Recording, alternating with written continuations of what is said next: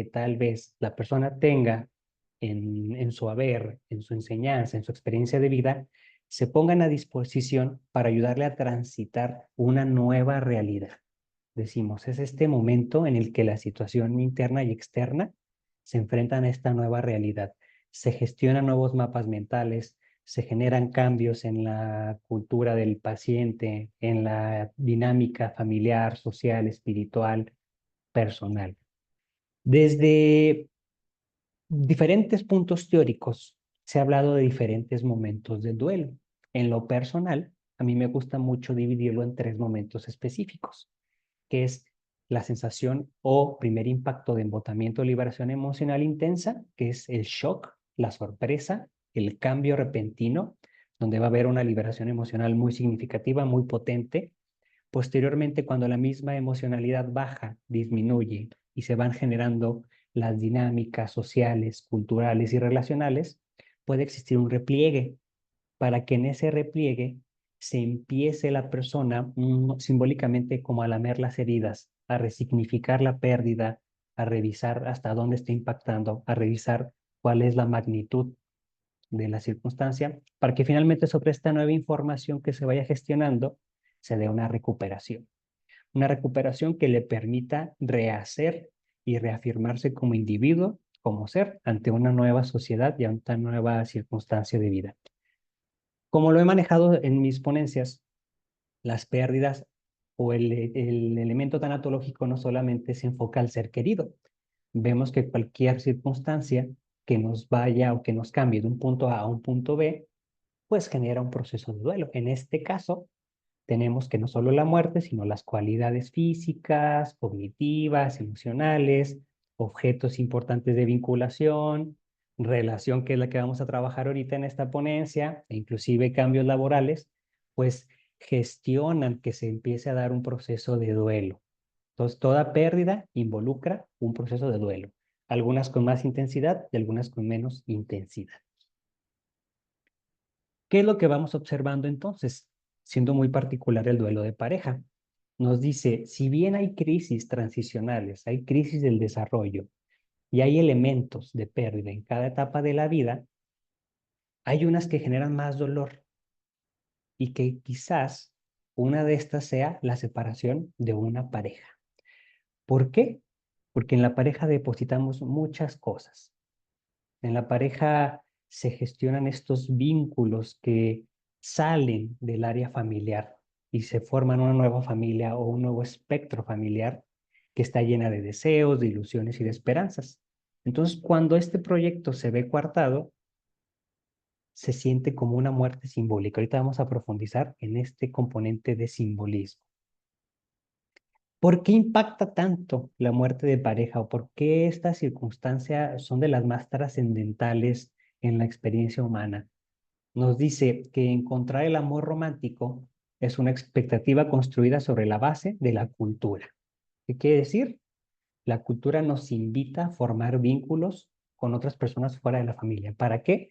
Para seguir con los ideales de familia y sobre esta nueva unión se gestionen nuevos grupos sociales que van a apoyar al crecimiento de una comunidad determinada. Por eso nos dice, se les atribuye un valor importante a esta célula social como origen de la familia y de la sociedad. Nos dice más adelante, mantener una relación romántica promete, genera expectativas, el cumplimiento de su meta provoca sensaciones más agradables e inciertas que el ser humano puede experimentar. Es un amor completamente distinto al amor filial o al amor paternal. Es un amor desde una conexión con uno a otro, con otras expectativas de vida, con otros deseos, con otras, ¿cómo podemos decir?, ilusiones. Entonces, el encontrarme en el camino con esta otra perspectiva de vida, pues claro que enriquece y claro que es llamativo. Pero ¿qué es lo que pasa? La pérdida del ser amado, nos dice, va a dejar sensaciones de dolor, desesperación, incluso de privación del sentido de la vida. ¿Por qué privación del sentido de la vida? Y lo vemos muy continuo en estos términos de relaciones. Porque al empezar este encuentro, se genera la base de un proyecto. Dicho proyecto envuelve a estas dos personas, involucra a estas dos realidades. Entonces, esas realidades se fusionan, se hacen una Y puede ser que en ese camino perdamos un poco lo que es nuestra propia individualidad como ser o como individuo y generemos este sentido en base a la pareja y no en base al ser o a la persona. Entonces, cuando se rompe, nos quedamos como en una etapa de desolación, como en un desierto en el que no hay nada más que mi propia tristeza y mi propia sensación de vacío, de malestar. Y esto es lo que previamente les comentaba. El duelo por ruptura de pareja va a tener unos cuantos factores similares, no iguales, al duelo por muerte. Y también factores diferentes en fases, tareas y tipos de duelo.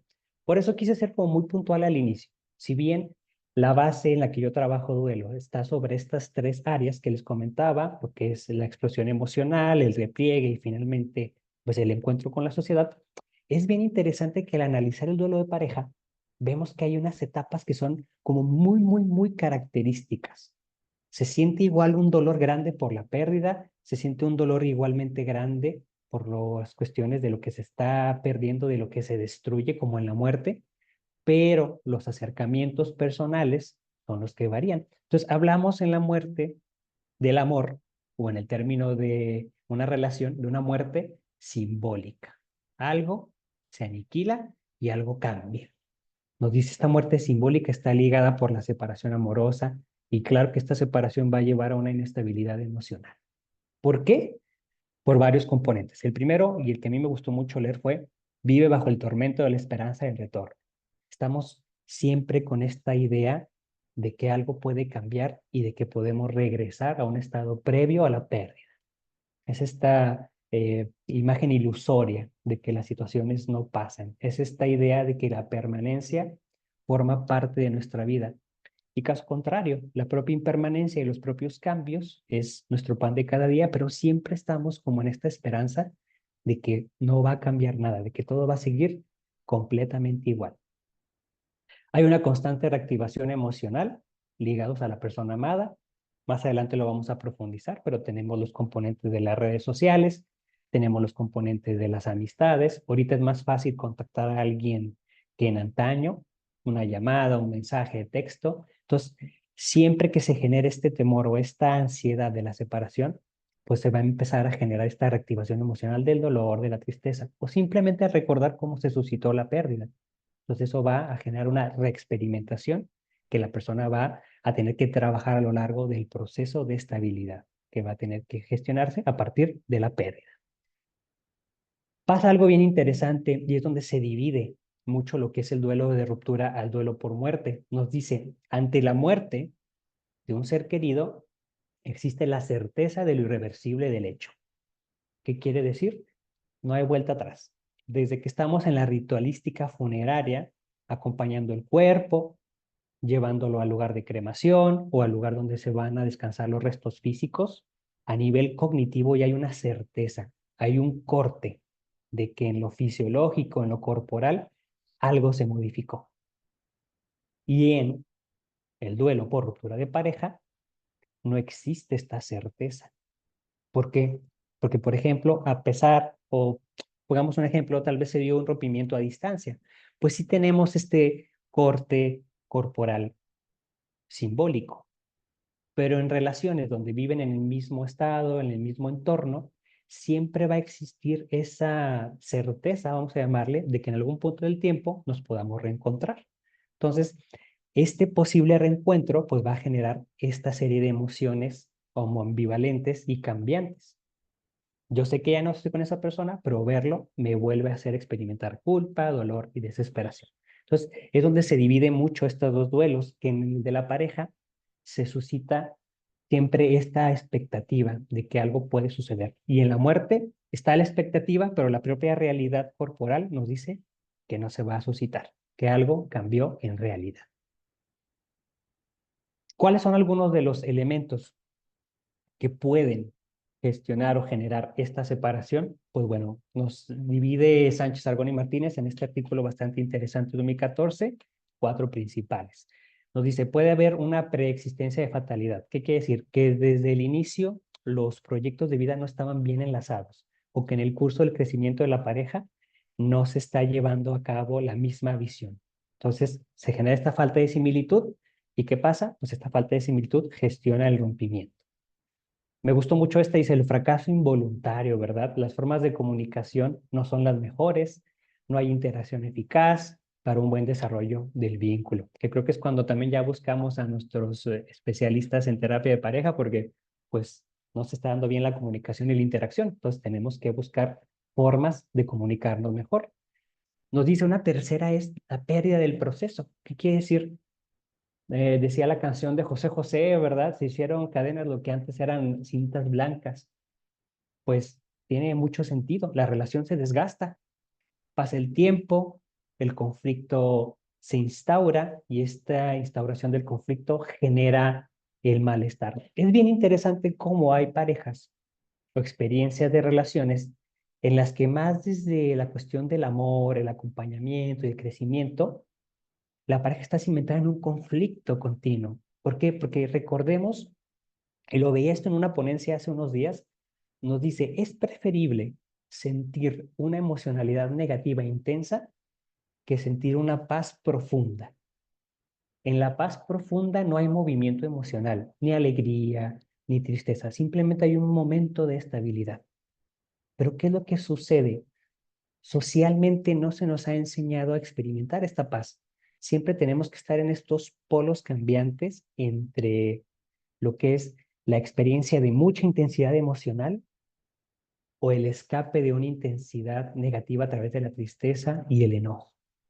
Entonces es muy curioso cómo, si no hay felicidad, pero si tampoco hay paz, entonces con tal de yo experimentar algún movimiento emocional, lo voy a experimentar desde el conflicto, desde las relaciones complicadas, desde la violencia, desde los actos de denigrar a la otra persona. ¿Por qué? Porque tal vez en este elemento de denigración, de conflicto, de molestia, se instaure algo de vida. Vida misma que a nivel simbólico e interno no se está sintiendo con este vínculo de pareja. Entonces, la pérdida del proceso me parece que es uno de los puntos principales en los cuales podemos estar trabajando. ¿Desde dónde se está vinculando la pareja? Y esa vinculación, ¿desde dónde se está gestionando? ¿Y qué ganancias está teniendo? Y un último momento, elemento que puede generar la separación de la pareja, pues es la muerte misma, ¿verdad? Lo vimos el año pasado en todos los casos que se experimentaron de meningitis, lo seguimos viendo en las enfermedades crónico-degenerativas, lo seguimos viendo en los actos violentos que a veces experimentamos como sociedad, como cultura. No hay elemento que genere una ruptura más brutal que la muerte.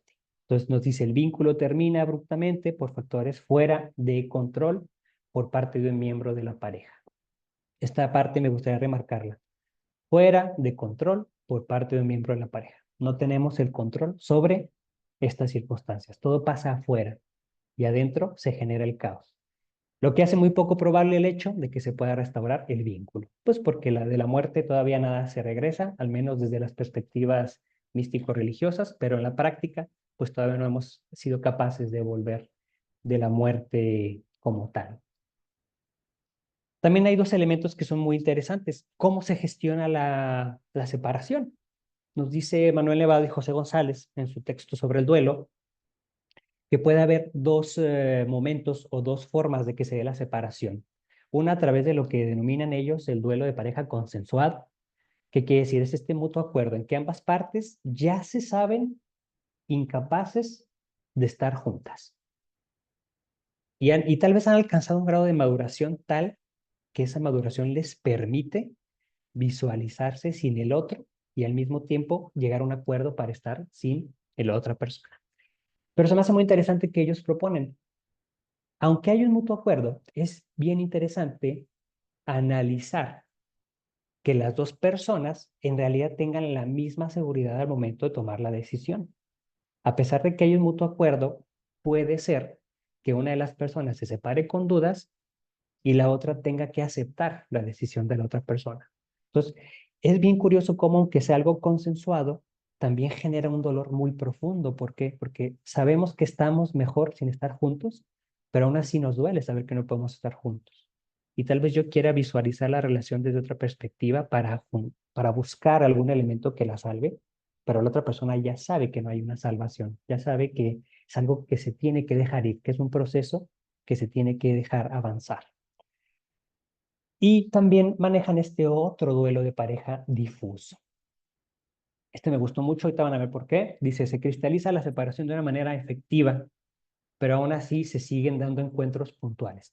Nos dice que esto se puede dar mucho cuando hay hijos de por medio. Por ejemplo, ya parejas que tengan un hijo, pues se tiene que seguir viendo para la cuestión de la salud del hijo, el crecimiento, los útiles escolares, de salud mental, de salud física. Entonces, a pesar de que ya estén separados, se tienen que seguir viendo. Y esto pues se genera estos encuentros en algunas ocasiones, momentos de mucha tensión emocional, porque se sigue viendo el crecimiento de la otra persona y yo sigo viendo tal vez las carencias de la otra persona. Y esas mismas carencias de crecimiento, pues impacta en este caso a un tercero que es los hijos. O pues también lo tenemos cuando los grupos de amigos se cristalizaron a tal punto donde, y yo creo que eso no se da en Durango, ¿verdad? Pero invitan a las dos partes a la misma fiesta y ya ándale, que ya se juntaron ahí y resulta que se pelearon en la fiesta y aguaron a toda la fiesta, pero pues se sigue dando. Entonces hay un componente de difusión muy interesante. Nos dice, puntualmente las parejas difusas dificultan la inversión emocional en otras relaciones. ¿Por qué? Porque ni estoy fuera, pero ni estoy dentro. Y en esa ambivalencia, dentro-fuera, no permito que la otra persona haga su cierre, no me permito hacer mi cierre y por consiguiente me es muy, muy, muy improbable el hecho de poder establecer una nueva relación con alguien hasta que se genere ese cierre y esa aceptación.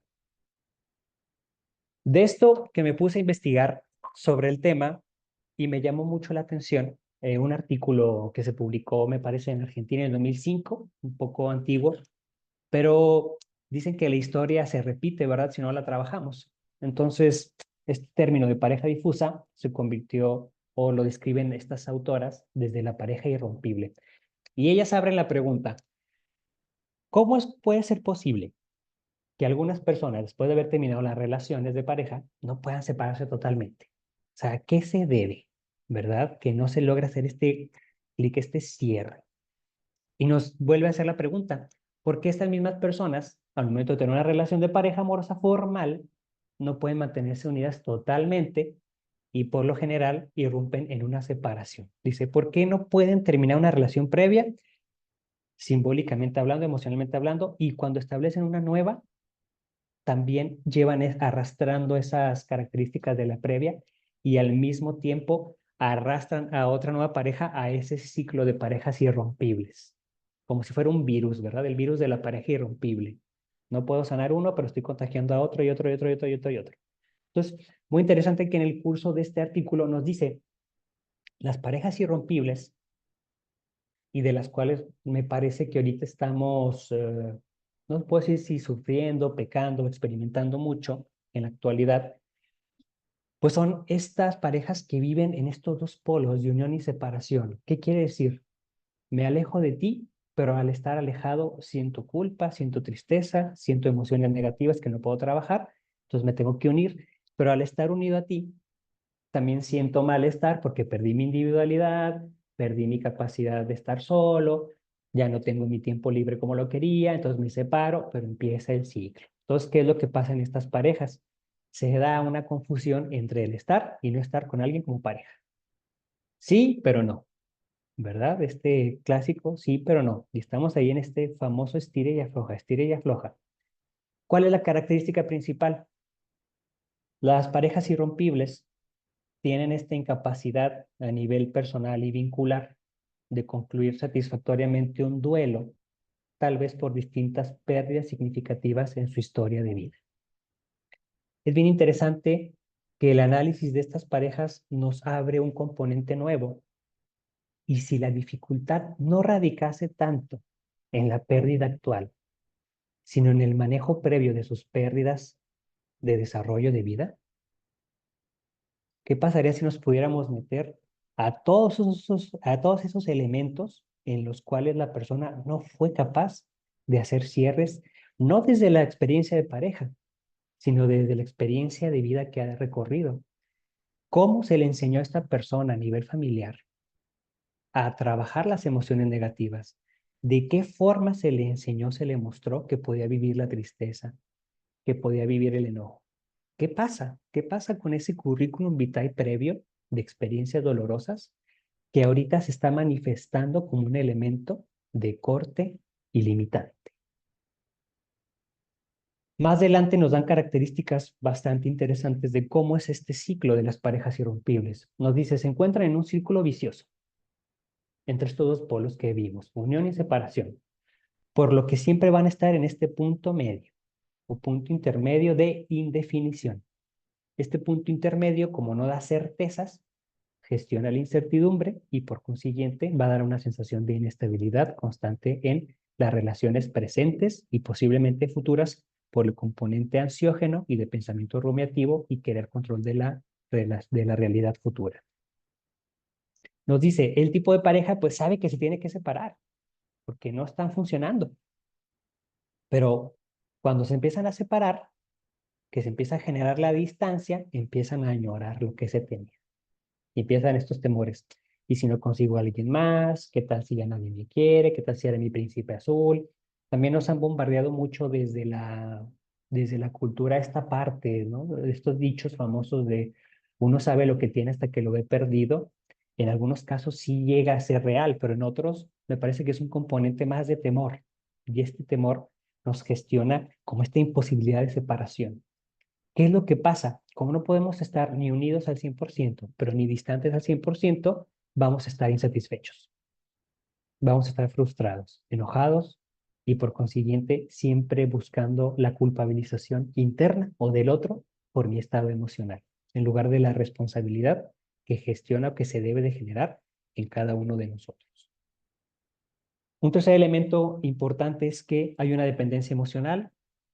Me parece muy claro, hay inestabilidad emocional, hay incertidumbre, como se ha dicho, y hay una ambivalencia entre el miedo a la fusión, me voy a unir completamente a ti, o el abandono, no puedo estar sin ti. Entonces es bien interesante cómo esta pareja irrompible, aunque ya sabe internamente que no pueden estar juntos, se deja guiar más por los temores y las circunstancias de apego que en su historia de vida se gestionaron y que ahora se están reproduciendo como tal con la pareja nueva. Y nos proponen los autores, ¿por qué, cómo es que podemos analizar estas parejas irrompibles? ¿Cómo es que podemos llegar al meollo? Nos dice que un punto de análisis interesante, fundado o dado por Melgoza en el 2002, es analizar las cuestiones de cómo se estuvieron vivenciando esos primeros acercamientos desde el noviazgo del adolescente. ¿Por qué propone Melgoza y estos autoras desde el noviazgo adolescente? Porque es este primer espacio de separación e individuación después de que se está con los padres. ¿Qué quiere decir? Es este primer vínculo amoroso y afectivo que se tiene con figuras que no estén en el hogar. Ya cuando se internalizan las figuras paternas, los valores de los mismos, las visiones de los mismos, pues ya puedo yo manejarme en un mundo distinto, porque ya no necesito a la figura como tal física, sino simbólicamente hablando. Entonces nos dice Melgoza, ¿por qué no nos metemos a analizar cómo fueron estas experiencias de noviazgo en estos primeros pasos hacia el amor romántico y no familiar? Dice, ¿por qué? Porque el adolescente va a luchar o va a buscar separarse de sus padres y obtener una propia identidad, lo cual va a abrir el camino a relaciones objetales adultas, a relaciones nuevas. Y esto es algo que se me ha hecho muy interesante porque me parece que a cada rato vemos estos trabajos del niño interno, hay que trabajar con el niño interno, abraza a tu niño interno. Y decía una vez uno de los textos de una ponencia que revisé, ¿qué pasaría si trabajáramos también con nuestro adolescente interno? ¿Qué pasaría si también pudiéramos trabajar con esta etapa de vida de tanto cambio y tanta transformación para ver cómo se configuraron varias de las experiencias y sobre esa base aprender y darle un nuevo punto de análisis a la persona que va a la consulta y que está en el camino con nosotros? Entonces, me parece que la adolescencia sigue siendo un tema brutalmente amplio del cual podemos seguir aprendiendo, inclusive para estos procesos de duelo y de estas separaciones que se están generando y se siguen gestionando en la actualidad. Entonces, ¿qué es lo que pasa? Ya sea a través de un rompimiento consensuado, ya sea a través de esta irrompibilidad, pues una vez que se rompe este ideal de amor, pasa algo bien interesante y es algo que yo siempre marco en las ponencias y cuando trabajo con personas que han roto una relación. no le haga caso a la sociedad. ¿Por qué? Porque la sociedad lo que va a querer hacer es arrojarle a un estado previo al duelo, a un duelo que se llama un duelo práctico. Entonces, en esta practicidad empezamos a tal vez buscar una pareja nueva, nos enfrascamos en el trabajo como método de escape, en la familia, esto yo lo hago por mis hijos, lo hago por mi mamá, en el placer, el alcoholismo, el uso de sustancias, o inclusive derivamos toda esa frustración y amor hacia los hijos y cobijamos la sobreprotección y la sobreestimulación a los hijos, lo vamos a disfrazar para no vivir el dolor. Entonces es bien interesante cómo se dan estas circunstancias de duelo a nivel social. Y me toca cada rato escuchar, ¿no? Acabo de terminar con mi pareja y ya mis amigos empiezan a hablar pestes de mi expareja. Que era una cualquiera, que era un cualquiera, que estás mejor así, amiga, te mereces más, hay muchos peces en el agua, y nos empiezan a bombardear con estas frases ya elaboradas, ya hechas, que en lugar de mitigar el dolor, lo apagan o lo bloquean. Entonces, ¿qué es lo que pasa? La persona, cuando ya lo experimenta desde la soledad y sin estas redes de apoyo que no pueden estar todo el tiempo ahí, pues lo va a vivir desde una potencialidad más mayor, vamos a decirlo. Entonces, primeramente, es interesante cómo la sociedad nos invita siempre a no vivir estos duelos. De hecho, el duelo por pareja ha entrado dentro de la estructura de los duelos desautorizados. Desautorizados, ¿qué significa?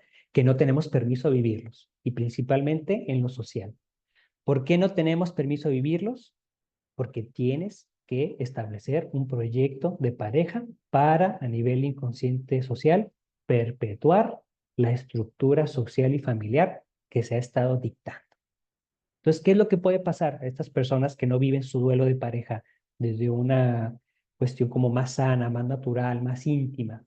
Nos dice cerrar la herida antes de que cicatrice del todo no solo hace que el proceso de duelo sea más largo y complicado, sino que también nos va a privar la oportunidad de descubrir cómo nos vinculamos. El duelo de pareja permite un autoanálisis y ese autoanálisis nos va a dar la oportunidad de revisar desde dónde nos vinculamos, desde las carencias, desde la necesidad, desde el acompañamiento, desde la carga, desde el ideal del héroe, desde el ideal de la víctima, desde dónde nos vinculamos como personas. Pero si no se permite hacer este autoanálisis, porque socialmente no se nos da permiso, no va a haber un aprendizaje como tal para ambas partes y también para el rubro social en el cual se encuentra. Y creo que esto es algo que vemos repetidamente, que siempre vemos que la familia quiere sacar rápido a los miembros que están más débiles, emocionalmente hablando, pero en ese buscar sacar generan más caos y más daño. Entonces, pues denos chance de vivir los duelos. Al final del día, para eso son. ¿Qué es lo que pasa? Pues en una el ser humano se organiza políticamente y en la otra se asocia en torno al hogar y a la familia. Entonces, por eso es que tal vez la sociedad nos arroja a volver a gestionar enlaces emocionales con las parejas. ¿Para qué? Para que siga existiendo esta división entre lo público y lo privado. Lo privado es la familia, los vínculos cercanos, y lo público, el profesionalismo, el desarrollo laboral, el desarrollo de la persona en ese mundo hasta político. Y aquí pasa algo bien interesante, que tal vez en textos anteriores no se vea visualizado, pero que ahorita es un tema que nos sigue impactando. ¿Cuál es el papel de las tecnologías en el duelo de pareja? ¿Son buenas? ¿Son malas? Siempre está este debate. Se divide como desde dos perspectivas.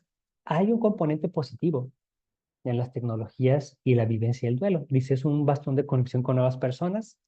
Tal vez sea alguien que viva lejos de la ciudad donde creció, donde nació. Entonces, al terminar la relación en ese espacio aislado, tal vez a través de esta conexión virtual, se pueda reencontrar con personas que estén experimentando algo similar o que también busquen algo similar. Nos dice, hay espacios de ayuda. Ahorita tenemos mucho los famosos TikToks, tenemos las redes sociales donde ya te venden los mensajes digeridos de autoayuda y que tú vales mucho, échale ganas. Y para algún rubro poblacional es algo que de verdad genera bastante paz y bastante serenidad. Y nos dice, es una oportunidad de reseteo. Como tenemos que borrar todas las fotos con el tóxico, con la tóxica, con el innombrable, pues vamos a resetar nuestras redes sociales, ¿verdad? Y sobre este reseteo generamos una nueva visión de lo que yo quiero presentar a los otros. ¿Cuál es el componente negativo? Las redes sociales permiten acercamiento y a través de las emociones como la tristeza, el enojo y buscar eliminarlas porque no sabemos vivirlas, se gestiona la impulsividad. La impulsividad de buscar a la otra persona para huir de la tristeza, el enfado o la culpa. ¿Qué es lo que pasa? Si la otra persona no quiere regresar y si vuelve a poner ya su barrera, vuelve a poner ya sus límites, se va a gestionar una retraumatización del abandono. Y eso es algo que va a generar mucho dolor. Y pasa un elemento también bien interesante. Ahora los abandonos se pueden dar solamente a través de un clic. ¿Cuántos de nosotros? ¿Cuántos de nosotros no hemos experimentado el término de una relación por un mensaje de WhatsApp o por un mensaje de Facebook? O que vimos una publicación de infidelidad, vimos una publicación donde descubrimos la otra cara de la persona. Entonces ahora los abandonos ya no son de persona a persona muchas de las veces, sino se generan a través de un clic e imagínense la carga emocional de la persona, de no poder gestionar un cierre en la cuestión de la experiencia cercana. Entonces está esta muerte simbólica llevada a lo más simbólico. ¿Por qué? Porque al final del día las redes sociales es algo muy superfluo, es algo que está ahí, pero que al mismo tiempo no existe. No es palpable, no es material, no es físico. Entonces, ¿cómo podemos nosotros ayudar desde la perspectiva tanatológica? Pues el tanatólogo, y no solamente tanatólogo, cualquier profesional de la salud, e inclusive yo invitaría a cualquier persona que acompañe en el proceso a un familiar, a un amigo, a un conocido del trabajo, etcétera, tiene que tener estas habilidades para poder acompañar. La capacidad de comunicarse, de escuchar, porque eso también me pasa mucho y me lo dicen muchos los pacientes, usuarios que atiendo. En lugar de yo llorar con él, él lloró conmigo. O sea, le platiqué toda mi historia de vida dramática y al final resulté yo apapachando a mi amigo porque también lo terminaron hace 2 años. Entonces, hay que ser, si vamos a acompañar, hay que escuchar y dejar de lado nuestra historia de vida. Hay que ser capaces de confrontar, respetar la historia del otro, el dolor del otro y ser empáticos. ¿Qué es lo que vamos a tratar de hacer? Reconocer y entender la realidad del otro y entrar en ella. ¿Vale? ¿Qué es lo que vamos a analizar o cuál es el trabajo que se propone desde la tanatología a los duelos por pareja? Vamos a revisar primero cuál fue el impacto global de esta pérdida. ¿Qué consecuencias hay a tipo físico? ¿Qué consecuencias hay en lo emocional, en lo conductual, en lo cognitivo? Para sobre esta base de conocimiento empezar a ayudar a la persona a que afronte esta realidad con herramientas nuevas. ¿Por qué? Porque todo rompimiento, como lo hemos visto, pues genera el rompimiento también de las expectativas de vida. Entonces tenemos que saber cómo estas expectativas que gestionaron un mundo alterno en la imaginación y en el posible, pues se rompe. Y este rompimiento, cómo está impactando en todas las áreas de lo emocional o lo psíquico, el mundo interno, emotivo, mental y espiritual, el yo físico, y sobre todo, uno de los puntos más importantes de este duelo, el yo social. Cómo era yo visto ante la sociedad y cómo se genera ahora este cambio. Hay un componente bien interesante en esta parte social que está ligado a las cuestiones de las redes sociales. No sé si les ha pasado que ven una relación que está muy bonita, fotos en la playa, fotos en conciertos, y de pronto se gestiona el rompimiento. Entonces, claro que va a haber un impacto social. ¿Cómo puede ser posible que de un día para otro aquella pareja que se presentaba como un bastión de significados, de ejemplos, ahora termina? Y pues también lo podemos ver hasta en las cuestiones de las relaciones de los famosos. ¿Cómo puede ser que se separaron? Si yo ya no creo en el amor, si se separó la Ángela, ¿no? ¿Qué puede pasar ahí? Pues estamos como en estamos impregnados por todo este componente social. Por eso es muy importante trabajarlo en este tipo de duelos. ¿Cuáles son las etapas que se proponen? Hay dos acercamientos teóricos. Este es uno que propone Sánchez Aragón y Martínez. Dice, hay 4 momentos específicos en el duelo de pareja. Nos dice, primero hay una etapa de negociación. Se genera el rompimiento y posteriormente empezamos como este tira y afloja. Bueno, mira, pues vamos a terapia de pareja, voy a hacer cambios, te prometo que voy a cocinar mejor, te prometo que ya no voy a ser tan agresivo, te prometo, te prometo, te prometo. Y empezamos en esta etapa de negociación. ¿Qué es lo que pasa? Hay una negación ante el rompimiento. La persona quiere huir en esta negociación de las experiencias depresivas y de tristeza, adaptación. Hay desesperación por el cambio, frustración y ansiedad. Y estos últimos componentes son los que dan a que se dé el reencuentro en las parejas, muchas de las veces. Si la persona logra transitar estos elementos emocionales impactantes de esta primera instancia, pasaría a lo que los autores expresan como hostilidad. Ya pasé del enojo, de la tristeza al enojo. Ya pasé de sentirme mal, frustrado, a sentirme con iracundia. Entonces nos dice, en esta etapa puede ser que haya intentos de chantaje, ¿verdad? O que cuando platicamos como estos programas, ¿no? Cuente su verdad, pues ahí platicamos nuestra verdad, ¿verdad? Cada quien platica cómo le fue en la feria, dice el dicho.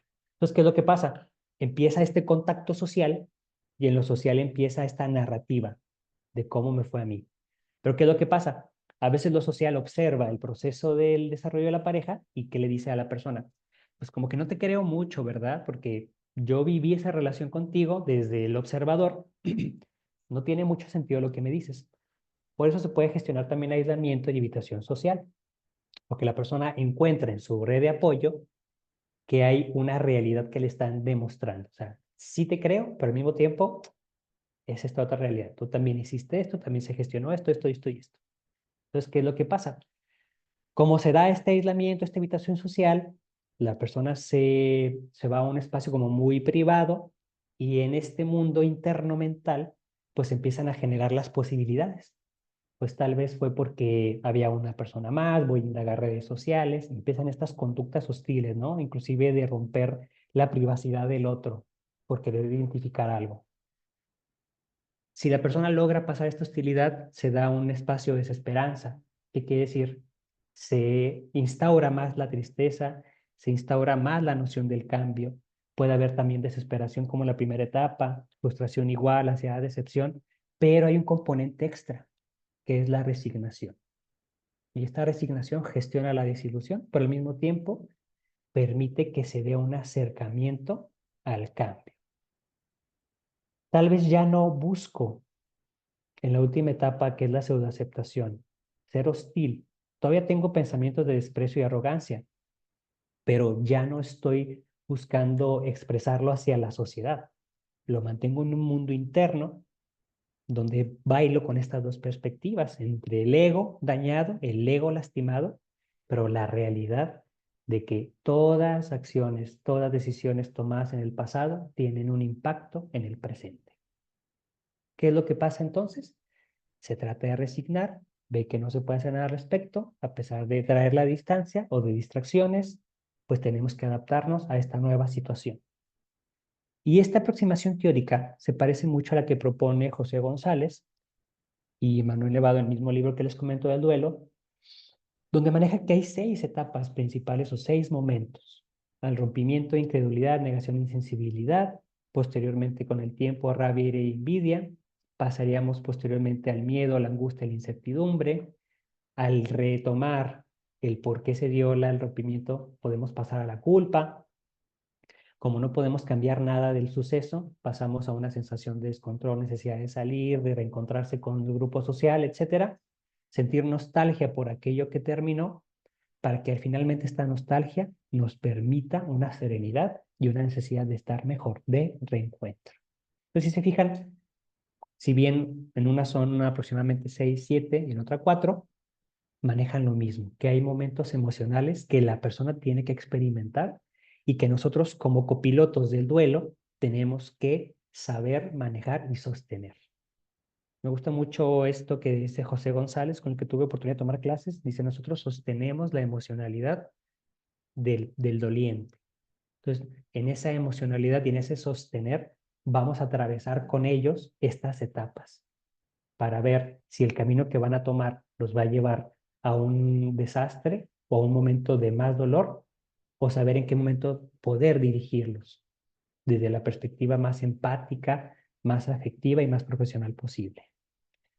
Tenemos que analizar, y eso siempre yo lo invito en las ponencias y en mi trabajo personal, a revisar no solamente el duelo principal, que es la pérdida, sino los duelos secundarios. ¿Qué más está perdiendo la persona con esta separación? Protección, amor, añoranza, el deseo, el carácter sexual, el carácter de hasta el familiar. Hay parejas que no se separan por la familia del otro, no tanto por la persona. Dice, oh, es que la familia me trata muy bien, tal vez yo vengo de un sistema familiar roto, encontré un sistema familiar que me abrazó, que me cobijó, y no quiero perder al sistema familiar. Entonces, ni ando con ella, pero mejorando con los familiares. Entonces, hay duelos secundarios que hay que revisar en este curso de intervención. ¿Qué pautas podemos empezar nosotros como a manejar con la persona que está en este proceso de duelo? Primeramente, el duelo de pareja es parecido a un síndrome de abstinencia. Solo por hoy, 24 horas, no voy a tener contacto.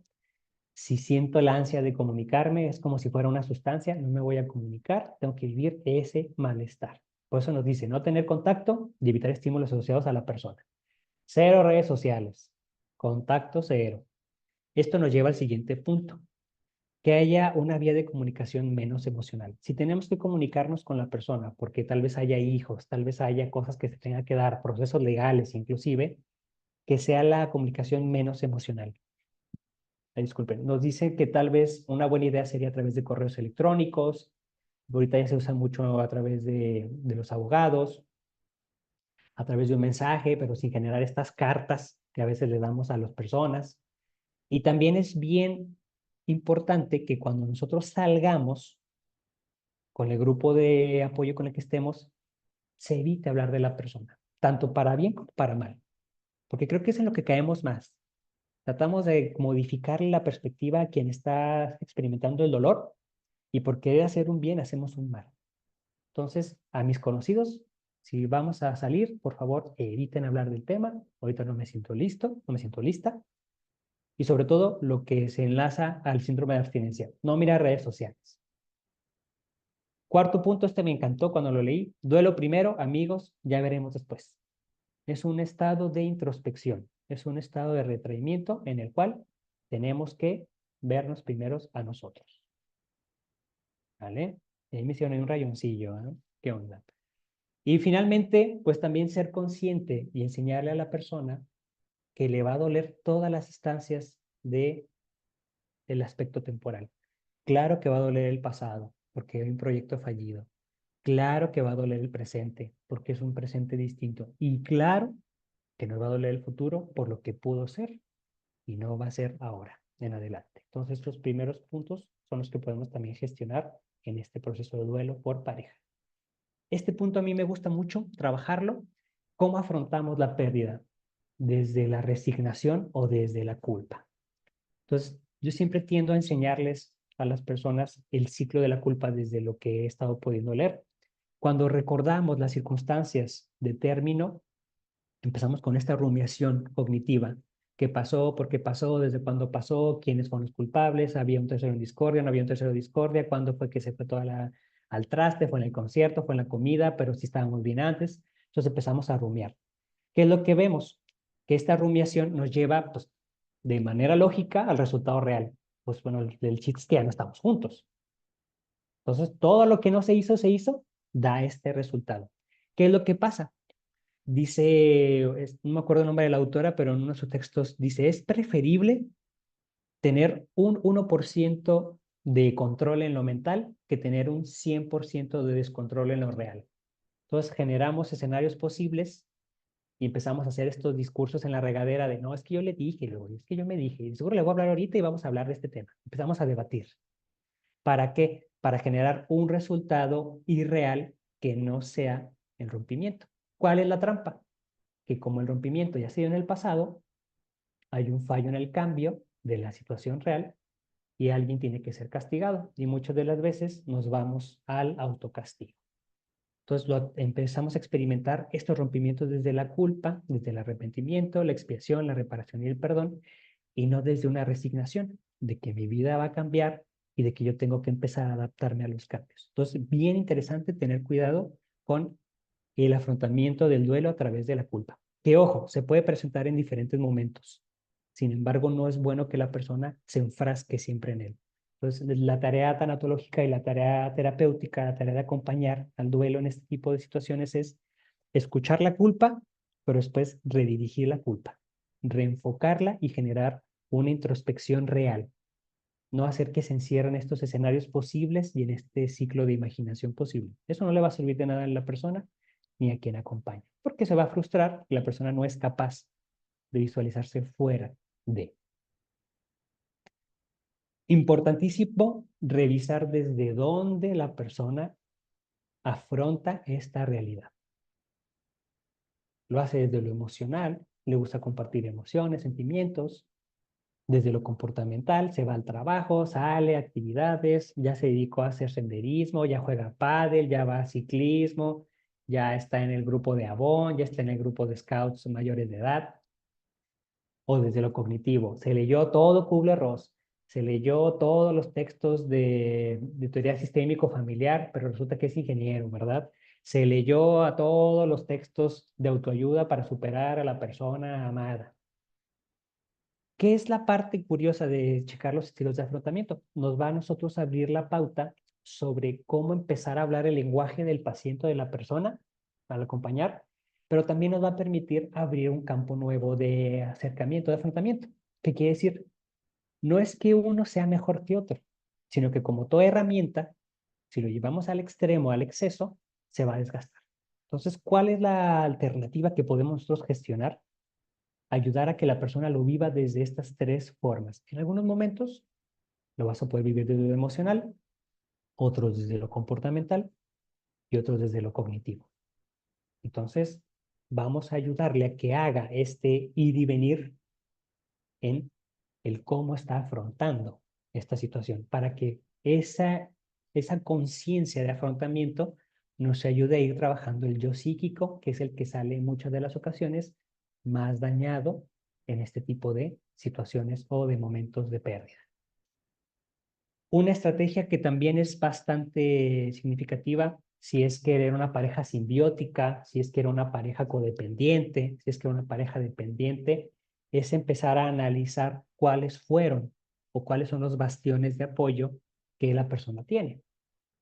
Tendríamos que revisar a nivel inmediato cuáles son las personas, instituciones o seres, inclusive el perrito, no lo sé, la inteligencia artificial, que también estaba viendo un video que ya da cobijo emocional. ¿Dónde puede la persona generar este cobijo emocional? ¿Cuáles son sus, cómo se puede decir? Sí, sus bastones de apoyo, ¿con quién cuenta? Si no cuenta con nadie, abrimos un análisis también interesante. ¿Cómo fue que los perdiste? De la relación, ¿qué otros elementos se te fueron retirados con el tiempo? ¿Por qué te aislaste tanto de tu círculo social y familiar? ¿Qué pasó? ¿Qué depositaste en la pareja que hizo que todos estos bastiones o estas personas no estuvieran ahí? ¿Y cómo nosotros en este acompañamiento podemos empezar a gestionarlos de nuevo? A que se den reencuentros con la historia de la persona y sobre todo identificar los tipos de apoyo que cada una de esas personas puede dar a la persona doliente y qué disponibilidad real existe, no imaginaria, porque si nos vamos a lo imaginario, volvemos a lo imaginario de la pareja, a la expectativa. En estos duelos tenemos que ser muy reales y muy honestos con la persona. Vimos que es una oportunidad brutal para analizar quién era yo a través de diferentes momentos del tiempo. Aquí yo siempre invito a las personas con las que trabajo a que analicemos cómo va a atravesar la persona esa zona de transición entre lo que será antes, cuando había esta relación, lo que se está haciendo ahora, las dificultades y lo que puede ser después. Porque yo apunto mucho a la zona de transición. Me parece que en la zona de transición es el momento donde se dan los fallos terapéuticos, porque es donde se generan los miedos, la ansiedad, el estrés del cambio. Entonces tenemos que ayudar a que la persona transite esas emociones para que logre salir del otro lado ya con las nuevas experiencias. Y pues preguntas como estas pueden ser una base. ¿Quién era yo antes del rompimiento? quién soy ahora en esta zona de transición, quién puedo llegar a ser después y sobre todo con estas tres temporalidades, con estos tres cambios, quién no voy a volver a ser. Redescubrirme, reidentificarme y saber qué voy y qué no voy a poder hacer con esta experiencia de vida.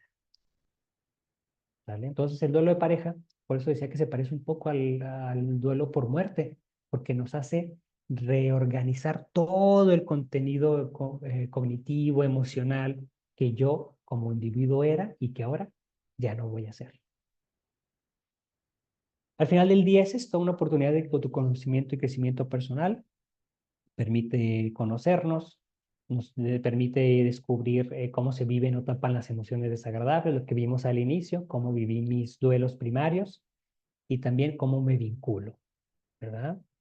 Cómo estoy generando relaciones. Y yo siempre les invito a las personas con las que trabajo.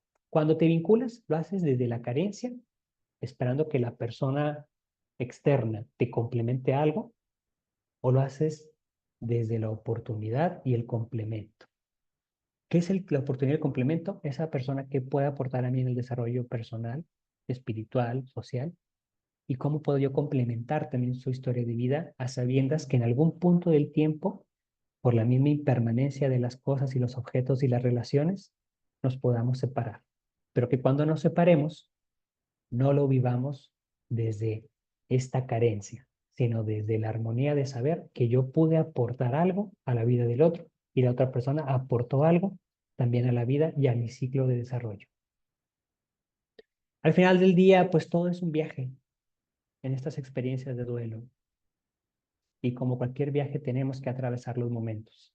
En lo personal me gustó mucho este diagrama de O'Connor, de Nancy O'Connor, me parece que tiene un libro que se llama, ay caray, Déjalos ir con amor, lo estoy leyendo, recomendadísimo, pero ella propone que tenemos que experimentar este viaje de pérdida, tenemos que experimentar estos viajes de encuentro y para al final poder apuntar a un nuevo comienzo. El futuro, tareas nuevas, acciones nuevas y ser un nuevo ente en la vida pública, inclusive en la vida personal. Y bueno, me parece que me fui a esta última parte un poco rápido, pero me gustaría cerrar con esta frase que va involucrada también para los profesionales de la salud que acompañamos en estos procesos. Dice, las pérdidas físicas y afectivas que se dan en contextos personales cercanos representan un reto para quienes las vive, pero también para quien, en su labor cotidiana, busca ayudar o apoyar a quien sufre de ella. ¿Qué quiere decir? Los profesionales podemos estar expuestos a este tipo de rompimientos de pareja, este tipo de circunstancias, por el factor humano y por el factor persona. Entonces es interesante ver cómo me acerco a estos fenómenos, cómo los entiendo, cómo los explico, para saber desde qué perspectiva puedo yo apoyar, ayudar y cobijar a quien busca ese oasis en mi intervención terapéutica. Y sin más por agregar, y pues, agradeciendo mucho también a Lismed, a sus directivos, este espacio de compartir conocimiento, pues me despido y pues muchas gracias por su atención y espero que haya quedado claro y si no, pues también podemos hacer aquí preguntas. Muchas gracias. Les dejo aquí la bibliografía de lo que revisé por si a alguien le interesa profundizar en cada uno de los puntos que expuse a lo largo de esta presentación. Ya, sería todo. Gracias. Muchas gracias, Francisco. Si nos puedes dejar por ahí un ratito la bibliografía. Alguien Con gusto. preguntó, entonces por si le quiere tomar alguna fotografía. Gracias. Francisco, muy amable por tu intervención. Yo sé que tenemos ponentes preparados en los temas que nos presentan, pero nos lo presentas tú de una manera tan natural, tan tranquila, ¿no? Bueno, sé que este es tu estilo, pero también sé que este es tu espacio de conocimiento. Y pues gracias por ello. Yo quisiera hablar de algo que me hace mucho sentido, ¿no? Lo que son los duelos sociales en el sentido de cómo la sociedad, los amigos, a veces queremos que quien lo está viviendo este duelo salte, ¿no? Como si pudiera. Ujú. Ándale, vete a pasear, vete con los amigos, mira, ya te está buscando alguien, sal, ¿no? Entonces, ¿cómo es que presionamos de nuevo la sociedad, ¿no? Nuestras exigencias y que cuando estamos de este lado donde no se vive un duelo, se tiene un sufrimiento, presionamos. Y cuando estamos del otro lado es cuando decimos, es que las cosas no son así, se viven de otra forma, ¿no? Tal vez no Claro. sé cómo en este momento, pero es de esa forma. Y como a veces decimos, es paso a paso, el paso a paso de cada persona, de cada ser humano, ¿sí? No se Claro. trata de correr nada. Y algo también bien interesante de lo que hablabas, Francisco, es que hay duelos que se viven, digamos, con tranquilidad. Hay consultantes que a mí me han dicho, es que ya que tomé la resolución de separarme, no estoy tan inquieta, no estoy tan intranquila como lo estaba antes de hacerlo. Claro. Y una persona me dijo, bueno, es que creo que el duelo ya lo estaba viviendo desde antes de tomar la decisión. Cuando la propia persona va enfrentando, ¿no? Las cosas y va diciendo, aquí ya no hay nada, ya no me siento a gusto, creo que me voy a retirar, tal vez no en este momento, pero se van tomando resoluciones, ¿no? Ujú. Entonces, bueno, primero, bueno, continuando, perdón, agradecerte por la ponencia y quisiera preguntar si hay alguien quien de viva voz quiera preguntar algo o prefiere escribirlo.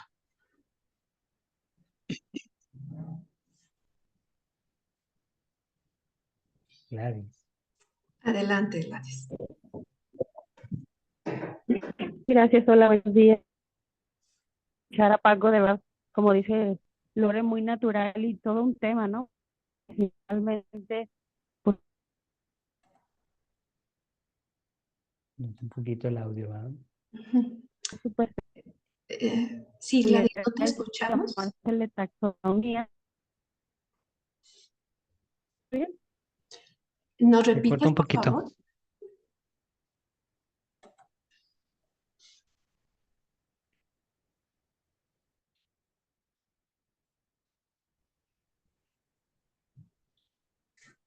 Eh, ¿Escucha? no se escuchaba esta última. ¿Escucha? Sí, ahora parece que sí, Gladys. Mm.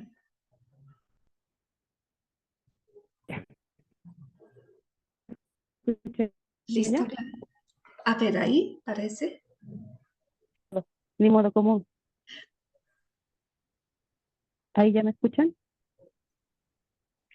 Sí. Ok, bueno, la pregunta va, ahora hay como unas nuevas taxonomías en las que se donde se dan todos estos protocolos sociales, justamente que hablaban de los protocolos sociales, donde se hacen así multitudinarias o pedidas de ser novia, muy exóticas, y luego hay mucha resistencia o mucho, como mucho elemento de resistencia en las parejas de terminar con pues con este espejismo, ¿no? De que nos dimos la pedida de Facebook, de Instagram, salimos, fuegos pirotécnicos, bla, bla, bla. ¿Y cómo ves tú esta parte de los chicos de hacer una nueva taxonomía? Como es una parte preventiva de no irse al compromiso tan directo como era antes, que antes era una pareja y era formal, ¿no? Somos formales. Perdón, hay mucho ruido aquí donde estoy trabajando. Pero, ¿cómo lo ves tú, Paco? ¿Cómo lo verías? A ver si entendí la pregunta. O sea, el hecho de que ya se hagan estas demostraciones sociales, ¿no? De noviazgo, de flores, de pirotecnia, parecería que puede llevar a la persona como tal vez a un decir sí obligatorio o inclusive aceptar ciertas cosas que tal vez no estaba él 100% seguro. Más o menos así entendí la pregunta. Sí, sí, sí, que finalmente pueda uno funcionar y sea una pareja que que no logra consolidarse y haya mucha resistencia a esta parte social. Ah, claro. Me parece que es importantísimo ya empezar a enseñárselo a los jóvenes, ¿verdad? Porque son los más impactados por las redes sociales y hay algunos textos que hablan de la sociedad del espectáculo, pero ya caemos en el espectáculo, e inclusive el espectáculo de la demostración, miren, la vida es bella, yo tengo esta relación, inclusive ahorita, y no solamente asociado, me acabo de acordar, Gladys, al duelo de pareja. Me hace también mucho eco a, por ejemplo, estos famosos gender reveal, revelación del sexo, de que se hace una fiesta, se hace toda una organización social y luego fallece, se da la muerte perinatal o se da la muerte infantil. ¿Qué hacemos? ¿Verdad? Y es donde yo también me ponía a discutir. La vida pública y privada, ¿en realidad estamos en lo privado? O sea, en realidad lo privado sigue existiendo, siento que estamos sobreexpuestos a tener que dar a las redes sociales algo de mi relación. O sea, en realidad sí hay algo privado en las relaciones o ya todo está prostituido por la necesidad de like. Entonces, me parece que es un punto bien interesante el abrir este campo de debate nuevo a que toda demostración afectiva, inclusive con esa magnitud, pues sea previamente consensuada. Uno, ¿verdad? Lo consensuado, o sea, no te voy a exponer a a una mira pública donde puedas quedar tú como alguien malo o alguien bueno por decir que no. Y sobre esa mira, ya aceptamos que se da esta demostración pública, ok, ¿cómo vamos a lidiar con la posibilidad del rompimiento? Y como que trabajarlo desde la etapa más madura, desde la etapa del adulto, de la parte cognitiva. Entonces, yo concuerdo mucho en esta afirmación de que tendríamos que abrir esta nueva taxonomía, esta nueva visión del cómo las nuevas demostraciones de afecto pueden ser productivas y antiproductivas por los elementos cambiantes de la perspectiva humana. Entonces, más o menos eso es lo que yo vería y contestaría y concuerdo mucho con esta parte de cómo lo social y lo de redes sociales, pues también abre un campo de dolor bastante profundo y de estrés, ¿verdad? Es que, y si termino mi relación, ¿verdad? ¿Y qué va a pasar? ¿Qué van a decir de mí mis amigos? Ya vieron que le puse las 1000 flores rojas, ¿verdad? Y era mi tazo dorado. O sea, resulta que al final no, ¿verdad? Ni era el tazo de Pokémon ya rayado, ¿verdad? Que nadie quería de la primaria. Entonces, y aceptar que me equivoqué, porque también creo que esta parte de la expresión social está ligada a la expresión del ego. O sea, ¿cómo voy a demostrar yo desde el ego que, que fallé? ¿Y cómo acepto ese fallo? Sí, hice todo este display de emocionalidades y de circunstancias. Gracias. Adelante, Aarón. Gracias, buenos días. Yo tengo una pregunta con respecto a los regalos. Bueno, a mí, por ejemplo, me hicieron varios regalos. Ujú, Por ejemplo, unos tenis para la playa y cosas así.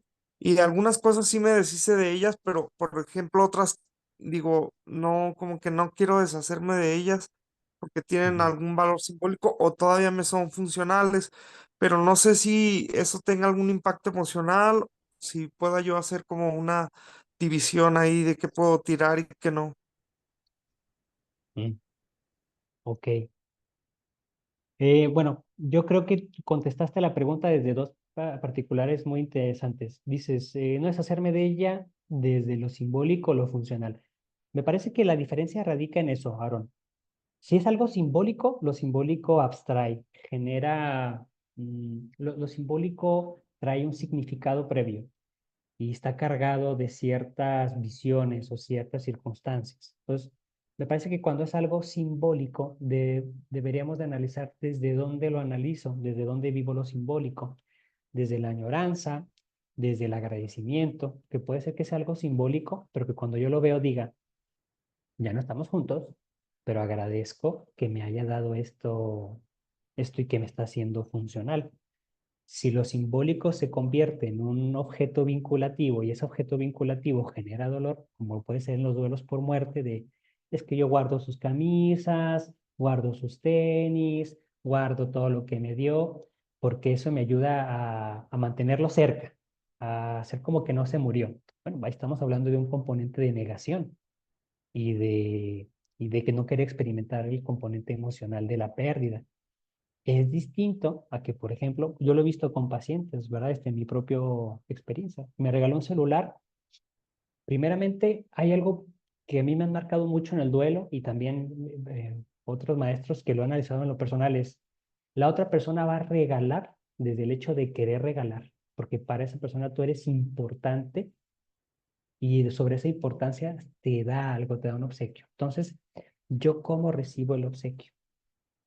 Lo recibo desde esa gratitud, de saberme importante para alguien, o también cuando se separa desde la culpa. Ah, cómo soy gacho, cómo soy gacha, ¿verdad? No lo supe aprovechar. Entonces, me parece que la diferencia sería, si es algo simbólico que te va a evitar el trámite del duelo, que te va a generar negación y hasta una negociación emocional, lo más viable sería deshacernos del objeto. ¿Por qué? Porque está generando lo simbólico desde la cuestión de la culpa, la añoranza y otros elementos que pueden generar, así que un despertar emocional que tal vez no te lleve al mejor lugar.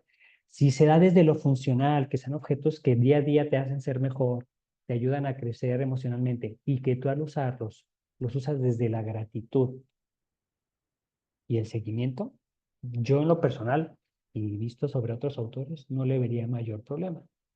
Me parece que se tiene que deshacer cuando el componente emocional es el que domina al objeto y no cuando la funcionalidad del objeto sea el que domine la experiencia real. ¿Sí me expliqué? Sí, muchas gracias. A ti, Aaron, gracias.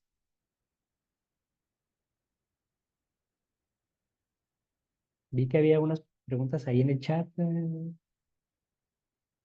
Vi lo del libro. La autora, el libro se llama Déjalos ir con amor, de Nancy O'Connor. Lo pueden encontrar en Amazon, en El Sótano, Gandhi. Está muy bonito. Es un libro muy...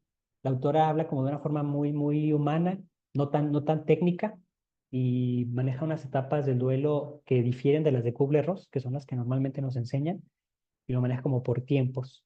Y en cada uno te va escribiendo y al mismo tiempo tiene otros, describe desde la experiencia que ella tuvo, experiencias que tuvo con un duelo de cónyuge, pérdida de hijos, por suicidio, pérdida por muerte personal, o sea, cuando tú estás atravesando una etapa de esa índole.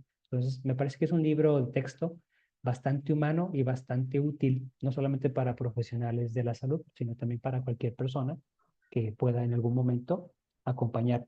Porque hay algo bien interesante en estos procesos de duelo, el de pareja y muerte. Nunca sabemos cuándo vamos a ser nosotros copilotos. Sea yo ama de casa, sea trabajador de servicio público, sea trabajador de gobierno, sea trabajador. En algún momento la pérdida va a llegar y nos va a poner en la necesidad de saber acompañar. Pues estos textos como el de Nancy O'Connor, la propuesta que yo les haría para pues, generar herramientas. Por si la vida llega a presentarnos la situación, órale, sepamos cómo entrarle, ¿verdad?, a esta circunstancia.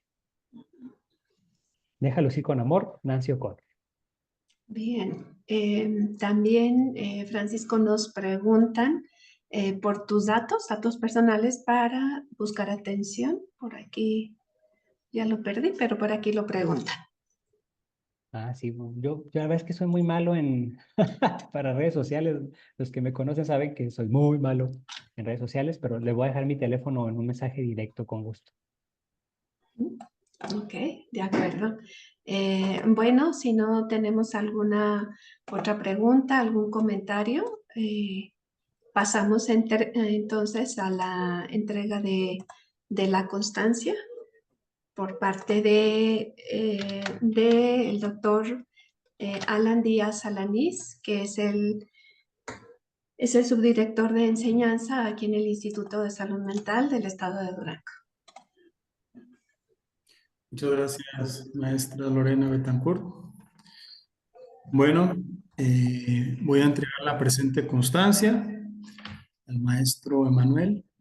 La Secretaría de Salud del Estado de Durango, a través del Instituto de Salud Mental, otorga la presente constancia al maestro Francisco Manuel Porras Parral por haber participado en la sesión académica con el tema Experiencias de duelo en el término de una relación de pareja. Agradecer, maestro, recibo un cordial saludo del doctor Arturo Guerrero Sosa, director del Instituto de Salud Mental, y asimismo otro cordial saludo del doctor Gabriel Morotla de León, nuestro director de Desarrollo Institucional, así como de la doctora Nayeli Ortiz Jurado, subdirectora de Enseñanza. Muchas gracias, maestro. Agradecer también a la maestra Lorena Betancourt, quien está a cargo de las coordinaciones de las sesiones académicas, así como de los asistentes que esta mañana nos acompañaron para disfrutar de este excelente tema. Muchas gracias, maestro Francisco. Muchas gracias, doctora. Y por favor, un saludo grande al doctor Arturo por estos espacios, también al doctor Molotla, doctora Nayeli, pues también agradecerle a usted por estos espacios, por esta constancia y también a Lorena por ser siempre una colega que está ahí apoyando el trabajo profesional y en conjunto. Muchas gracias y con gusto pues, para seguir sumando espacios de aprendizaje y de oportunidad. Bueno, gracias de nuevo, Alan. Perdón, gracias de nuevo, Francisco. Gracias a cada uno de los que estuvieron acompañándonos. Las sesiones quedan grabadas y en unos 2 días a más tardar estará subida a la página de YouTube del Instituto de Salud Mental esta ponencia. Gracias, que tengan muy buen día. Francisco, un honor. Gracias. Muchas gracias. Excelente día.